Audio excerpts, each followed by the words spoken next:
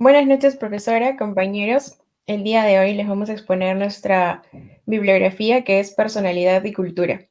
Los integrantes son Alejandra Rojas, Emily Mamani y quien les habla, Ana Escalante. Bueno, en sí vamos a hablar primero sobre los estudios de la personalidad y la cultura que han ido desapareciendo en gran medida desde la época de 1960, pero el progreso de la psicología de los rasgos hace posible la reactivación de esta. Todos los seres humanos nacemos por naturaleza dentro de una cultura. La cultura es la creación de condiciones, de situaciones y medios que constituyen la plataforma sobre la que se desarrolla la vida en la especie humana y la posibilidad de que incluso los individuos que forman parte de esta especie sean modificados. Son esquemas de conducta, de ideas y valores que forman parte de un grupo social viviendo en un grupo determinado de ambiente. El individuo al nacer, a medida en que va conociendo la realidad en la que lo rodea y del lugar exacto que ocupa en esta, va recogiendo los datos que lo definen, que lo limitan y que lo identifican. Las diferentes culturas pueden tener creencias, diferentes pensamientos acerca de los derechos, los deberes, las posibilidades y las características más centrales que se asocian con la persona o en este caso el ser humano. Nótese que tales creencias no son necesariamente explícitas. En otras palabras, puede ser que muchos miembros de una cultura no ponen explícitamente en palabras estas ideas culturalmente compartidas acerca de la naturaleza, de la personalidad. Sin embargo, incluso cuando no se pongan a pensar en esto, todos tienen una idea acerca de los aspectos más básicos de la personalidad. Son estas las ideas que parecen diferir a través de las culturas y los diferentes pensamientos de las personas. Bien, continuando con la exposición, vamos a hablar sobre lo que vendría a ser específicamente la personalidad en la cultura. Bien, la personalidad es una parte inherente del ser humano. Sabemos que se desarrolla durante la infancia, pero ¿cómo se desarrolla la personalidad en la cultura? De acuerdo a Joada, que es una psicóloga social, entre los Ashanti, que es una cultura afroperuana, cuando un niño nace, no ocurre, es decir, no ocurre lo mismo con las niñas, aclarando eso, se le pone o se le suele poner el nombre del día en el que este niño ha nacido. Es decir, el nombre se refiere al alma o al alma del día, ¿no? En esta cultura afroperuana vendría a ser así. Esto implica una disposición hacia cierto tipo de comportamiento. Los que han nacido el día lunes, por ejemplo, se supone que son más tranquilos y pacíficos. Los chicos que han nacido el día miércoles suelen tener una tendencia a un comportamiento agresivo e impulsivo. Entonces, podemos decir que un análisis, o bueno, se encontró que un análisis de Joada, que ya les había comentado que es una psicóloga social de Australia, sobre los registros de delincuencia en un tribunal de menores, indicaba un número significante más bajo de lo esperado entre los jóvenes llamados día lunes dentro de esa cultura. Ahora, continuando con lo que vendría a ser la personalidad y cultura, también tenemos que no existe tal cosa como la naturaleza humana independiente, es decir, una naturaleza humana sin algún tipo de cultura. Los hombres sin algún tipo de cultura solamente podríamos decir que serían hombres salvajes y de cierto modo inteligentes. Eh, Esto más que todo a que el hombre desde el principio de los tiempos está acostumbrado o prefiere, según su naturaleza, a estar o andar en conjunto, ¿no? En grupos. Luego tenemos lo que vendrían a ser las teorías de la personalidad, que pueden reforzar esto de la personalidad y cultura. Una de las teorías más importantes y que influye mucho es la teoría de Freud. Bueno, Freud es el fundador del psicoanálisis, como ya todos sabemos, y afirma que la personalidad adulta está conformada en gran medida por las experiencias de cada individuo en resolver ciertos conflictos recurrentes durante la infancia y la adolescencia. Dentro de todos estos conflictos, el más importante es el que denominamos el complejo de Edipo, ¿no? El complejo de Edipo también es una antigua leyenda griega, pero las nociones sobre los roles de género están proyectadas de tal manera que las experiencias como hombre en la vida o en el siglo XIX, por así decirlo, aún mantiene centrada el rol del varón en la actualidad. Toda esta teoría también se basa o se refleja bastante dentro de la cultura en que la persona se forma, ¿no? Todas las experiencias que la persona va a pasar y las cuales van a llegar a formar su personalidad eh, son muy referentes a la cultura en la que se encuentra la persona. Luego tenemos otra teoría que también refuerza este, este tema de personalidad y cultura, que vendría a ser el self en el contexto social. Ahora, el self es una palabra que se traduce a la psicología como sí mismo. Es decir, es un constructo utilizado por las diversas escuelas psicológicas como la psicología social, la psicología cognitiva o hasta el mismo psicoanálisis, eh, como el sí mismo de la persona.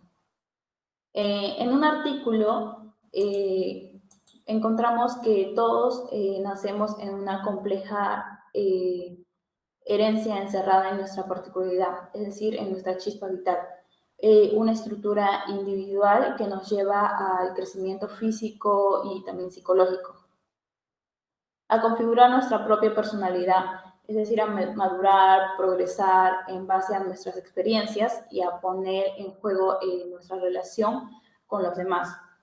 Todo esto se basa también en la misma teoría o a lo que mencionaba Freud, que es muy importante, que todas las experiencias por las que pasamos forman nuestra personalidad y todas estas están de acuerdo a la cultura en que nos encontramos.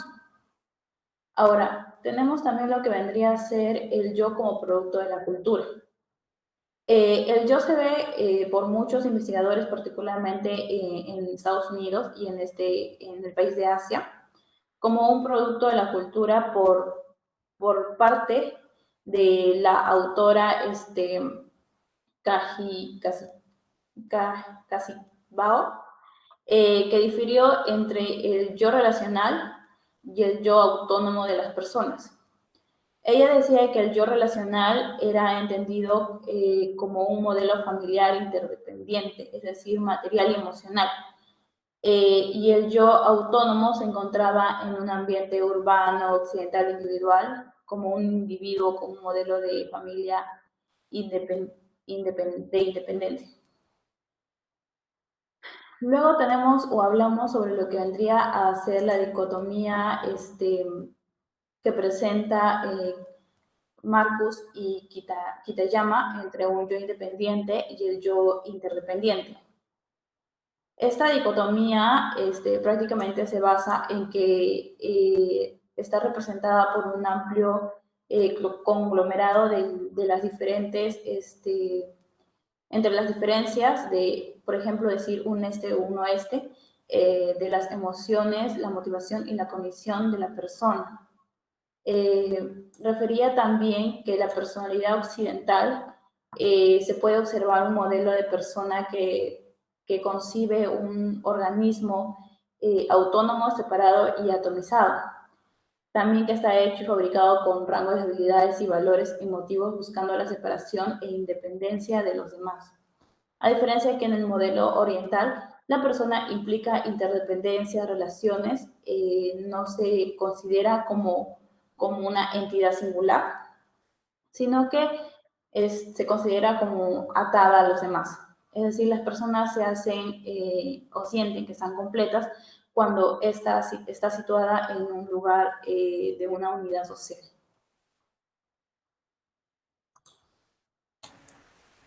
Ahora vamos a plantear dos estrategias para poder pensar más acerca de la personalidad y la cultura. Nos dice que comienza con una concepción teórica particular y luego se pregunta si la idea se puede aplicar a muchas distintas culturas. En esta estrategia, por pensar acerca de la personalidad y la cultura, las preguntas sobre la cultura y personalidad se reducen a lo que los psicólogos también podrían llamar una pregunta acerca de la generalización. También es importante determinar si los hallazgos de los estudios se generalizan a través de otras culturas. Esta estrategia es muy buena, pero también no es lo suficientemente buena, ya que esta tiene dos limitantes importantes, ya que no puede ser capaz de identificar los aspectos de la personalidad que son importantes en otras culturas, pero no para la propia de un individuo. Nos dice que hay investigadores que solamente le dan importancia a un concepto de la personalidad occidental a una cultura no occidental. Y esto de acá puede desestimar por completo algunos aspectos de la personalidad que son rasgos claves e importantes para la cultura no occidental, pero que para la suya son relativamente poco importantes. Como en la cultura budista, nos dice que dentro de su contexto cultural es un término básico para pensar acerca de las personas y sus acciones, es el karma. El karma se refiere a los efectos positivos y negativos de las acciones sobre el flujo de las ideas del individuo, en el que la conciencia puede extenderse en el tiempo en la vida física de una persona a otra a través de la reencarnación. Este concepto de la cultura budista no se encuentra en otras culturas occidentales. Nos dice que la noción del karma será pasada por alto a pesar de que es importante para las culturas no occidentales, debido a que no es un componente de este instrumento de estudio occidental. Como segunda limitante tenemos que la estrategia de preguntar si un hallazgo de investigación en particular se puede generalizar en un contexto cultural a otro contexto cultural. Nos dice que el funcionamiento psicológico es inherentemente cultural, ya que la gente piensa sobre el mundo empleando lenguajes y sistemas de comunicación relacionados que adquieren de su cultura y que también son producto de varias generaciones de experiencia cultural. Las cosas sobre las que la gente piensa toman una relevancia personal dentro de un sistema de significado que se basa también en prácticas culturales y sociales, y también trata de prácticas que pueden variar de un contexto cultural a otro. Como siguiente estrategia, tenemos la cultura y la personalidad. En este enfoque alternativo, la cultura no está en la periferia de la psicología, sino la personalidad se encuentra en el centro. Esta forma de pensar, la relación de la personalidad y cultura tienen importantes implicaciones, tanto como se piensa no solo en la personalidad, sino también en la cultura. Nos dice que las culturas consisten en aquellas mismas personas que adquieren su sentido de personalidad a partir de esa cultura. También de que no hay personalidad ajena a la cultura por un lado ni por el otro, una cultura ajena a la persona. También de que hay personas que funcionan psicológicamente usando instrumentos culturales, incluyendo el lenguaje y otros sistemas de significados semejantes. Y hay culturas cuyas prácticas son mantenidas por esta misma gente que las inhibe.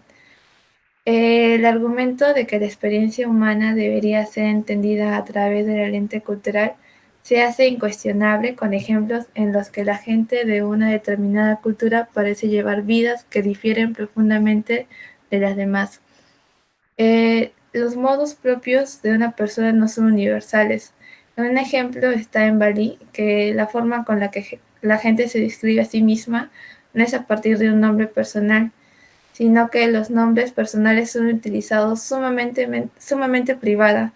Se dan a entender como tratados, como si fuesen secretos militares, y se refieren a la otra persona como madre de, o simplemente de acuerdo a su rango o estatus social.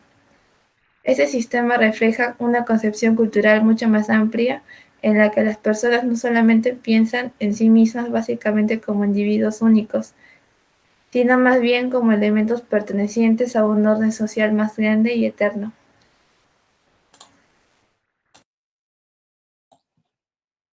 Bueno, como primera conclusión, tenemos que los contextos comprenden principalmente a personas y el significado de una situación social es construido por la gente que está en ella. Sin embargo, como se ha visto, reconocerlo tiene ventajas prácticas, abre las puertas a una psicología de la personalidad que puede arrojar luz sobre cómo la gente trata de superar los retos diarios de su vida y eso les puede ayudar a hacerlo.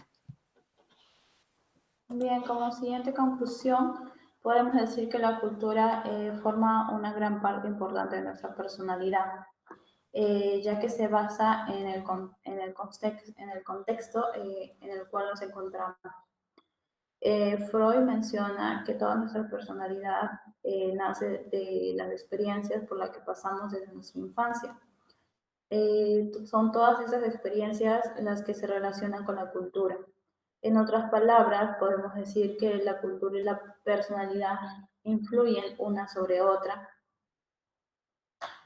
Como última conclusión tenemos de que las culturas consisten en aquellas mismas personas que adquieren su sentido de personalidad y a partir de esa cultura hay dos estrategias para poder comprender un poco más, ya que el funcionamiento psicológico es inherentemente cultural. La gente a veces piensa sobre el mundo empleando lenguajes y sistemas de comunicación relacionados que adquieren de su cultura, y hay personas que funcionan psicológicamente usando instrumentos culturales, incluyendo el lenguaje y otros sistemas de significados semejantes. Gracias.